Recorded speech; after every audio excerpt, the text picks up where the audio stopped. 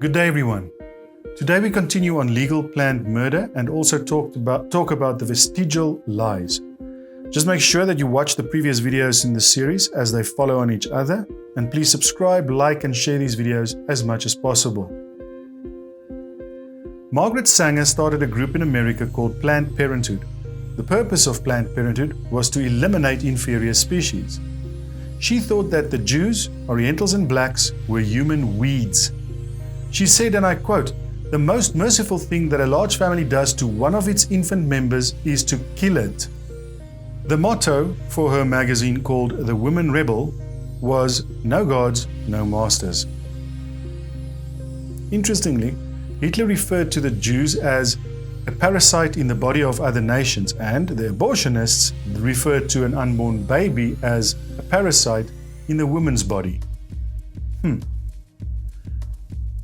Margaret Sanger said, "The most successful approach to the Negro is through a religious appeal.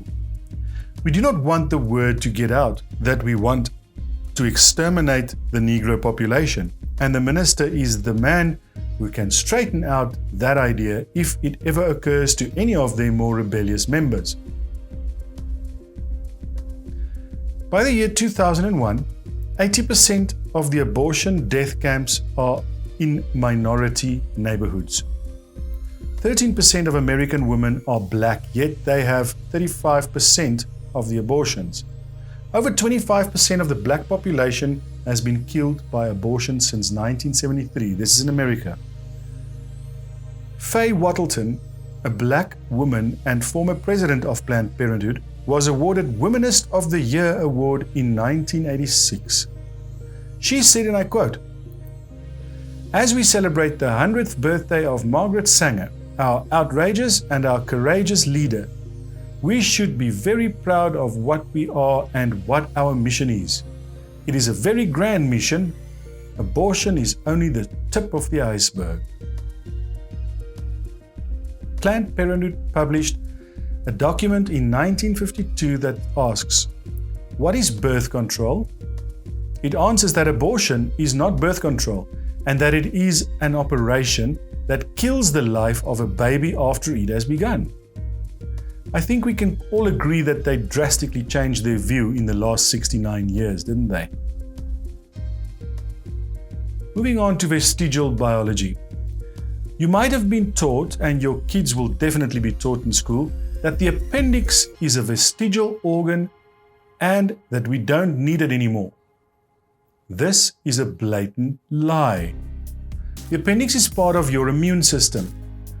The Grolier Encyclopedia said, "Long regarded as a vestigial organ with no function in the human body, the appendix is now thought to be one of the sites where immune responses are initiated." Dr. Ron Allard said, "The appendix is required to activate killer B cells in your immune system like your thyroid activates T cells." Walt Brown, in his book, In the Beginning, says on page 18, "Removal of the appendix also increases a person's susceptibility to leukemia, Hodgkin's disease, cancer of the colon, and cancer of the ovaries." You can live without your appendix, okay? You can also live without both arms and both legs. Just because you can live without something does not mean that you don't need it. This textbook says, many organisms retain traces of their evolutionary history. For example, the whale retained pelvic and leg bones as useless vestiges. What are they talking about? In the US, the National Center Science Education in Berkeley, California. All 4 people working there, the place is almost as big as its name, they say that Bossy, the cow, evolved into a whale. This is Eugenie Scott, president of the National Center of Science Education. On their homepage, it says that they are an organization working to defend the teaching of evolution against sectarian attack. We are a nationally recognized clearinghouse for information and advice to keep evolution in the science classroom and scientific creationism out. Andrew Carnegie, the steel tycoon, funded this organization that state that their purpose is to keep God out of schools. This textbook says, whales have a vestigial pelvis and leg bone that serve no purpose. These structures are evidence of a whale's evolution from four-legged land-dwelling animals. It is not proof of evolution, and it is also not vestigial. Okay? Here is another one. Holt Biology. Modern whales have hind limbs, which have been reduced to only a few tiny internal hind limb bones that have no function. Yes, boys and girls, just imagine whales walking around. It's true. What do you suppose they are talking about? Well, they're talking about these little bones right here. Yes, just imagine whales walking around on these. Holt Biology, a textbook in 2001, says the whale pelvis is located far from the vertebrae and has no apparent function. It says the whale's pelvis is evidence of its evolution from four-legged land-dwelling mammals. Come on now, this is a lie. Those bones are part of the whale's reproductive system. There are no vestigial organs or bones, and if there were, it would prove the opposite of evolution. Have you ever seen the claws on the south end of a python? It is part of small bones inside of the snake. Now, look at what this textbook says about it. Rudimentary hind legs of a snake. Do these people know nothing about snake anatomy? Those claws are used during mating. It's to grab hold of their partner when reproducing. It comes in handy too, since the snake has no arms and legs, you know.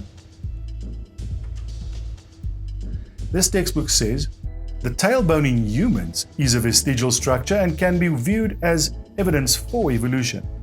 Organisms having vestigial structures probably share a common ancestry with organisms in which the same structure is functional.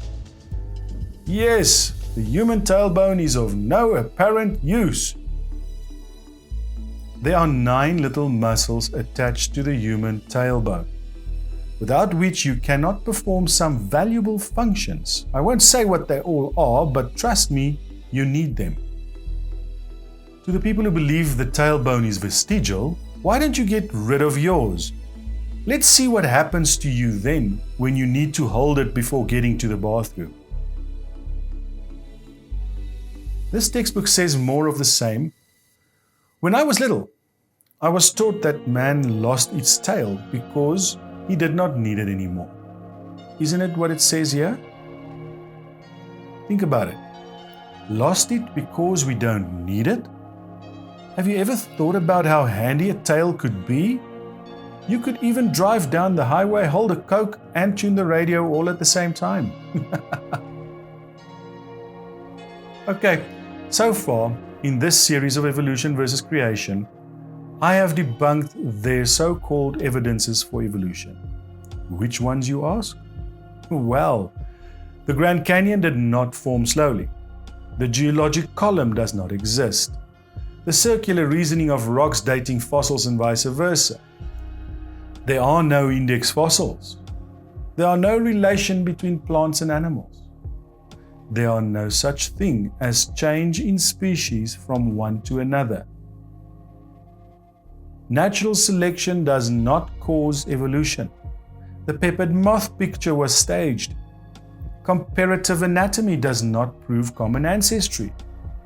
Human embryonic gill slits are faked. The fetus is human. The appendix is not vestigial. Snakes do not have vestigial legs. Whales do not have vestigial pelvis bones, and the human tailbone is not vestigial. Nor does it have anything to do with a tail. If the math textbook says that 2 + 2 = 5, what should we do with it? Surely the math teacher would not teach it as fact when he knows that it is wrong. Why do we not do the same with all these lies that I have shown over the course of this series? Why do we just keep on teaching this dangerous religion? Unfortunately, this is all we have time for today. Please like, subscribe, and share as much as possible to help my channel grow. We have a Skype Bible study session at 6 p.m. South African Standard Time every Sunday night. If you are interested to join, please pop me an email. You can find mine in the description. Don't forget to leave a donation. Instructions on how to do so will follow. Thanks again, and God bless. Thanks for watching. If you enjoy our videos, please leave a like and subscribe. Don't forget to click the bell icon to be notified of our next video. You can help us create better videos by leaving a donation on Patreon. The link is in the description. Thank you. We hope to see you next time.